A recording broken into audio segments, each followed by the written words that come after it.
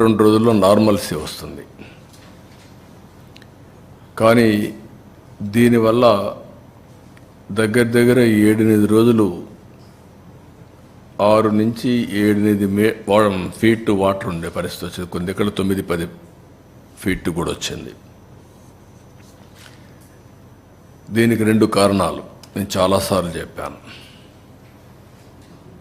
ఒకటి, first time Krishna నదిలో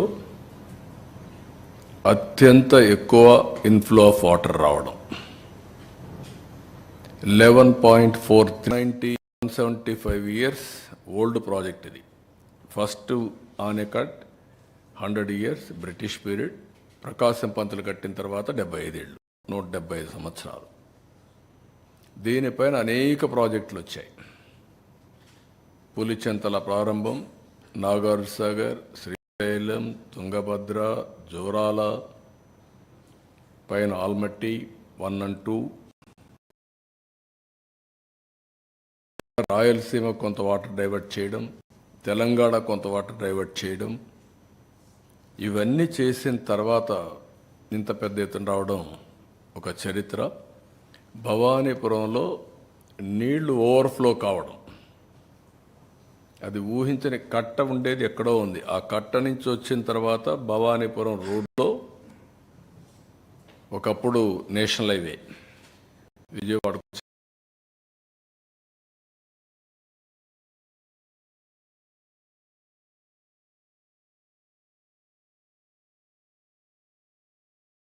పాలకుల నిర్లక్ష్యం, వాళ్ళు చేసిన అవకతవకలు ఒక శాపంగా మారింది.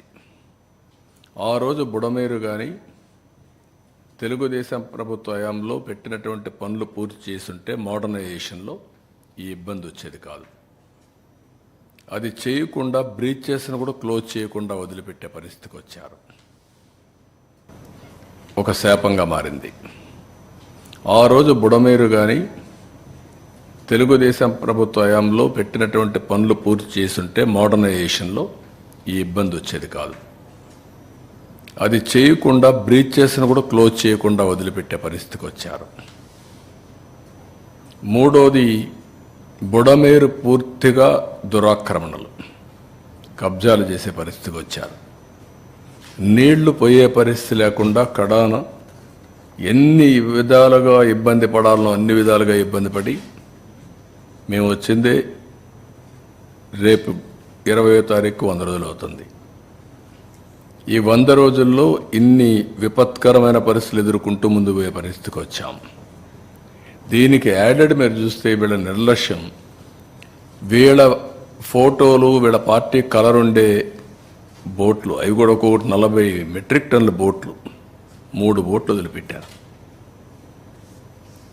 అవి వచ్చి నేరుగా కొట్టిన విధానం మీరు చూస్తే 11,43,000 క్యూసెక్స్ ఆఫ్ వాటర్ వచ్చే సమయంలో ఆ ఫ్లోలో వచ్చి, ఆ వెలాసిటీలో వచ్చి నేరుగా ఏదైతే ఉందో ఆ సపోర్టింగ్ కౌంటర్ వెయిట్ను కొట్టే పరిస్థితి వచ్చింది.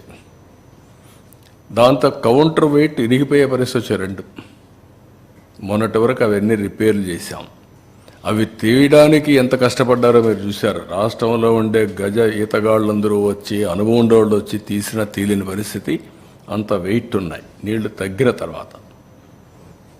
ఇవన్నీ కలిసి మేమందరం కూడా, నేను కానీ, మా మంత్రివర్గం కానీ, మా ఆఫీసర్లు కానీ 10 days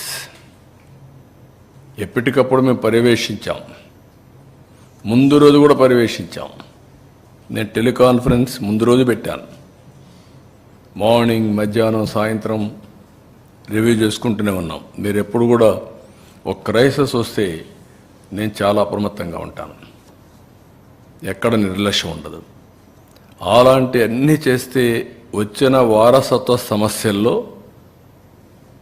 మేమే ఆశ్చర్యపోయేట్టుగా పనులు వచ్చే పరిస్థితి వచ్చాయి. ఎవ్రీడే నేను అదే చెప్తూ వచ్చాను. Series of white papers publicize చేశాను ఇప్పటికే.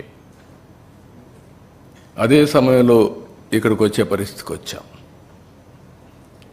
10 రోజులు పట్టింది మాకు.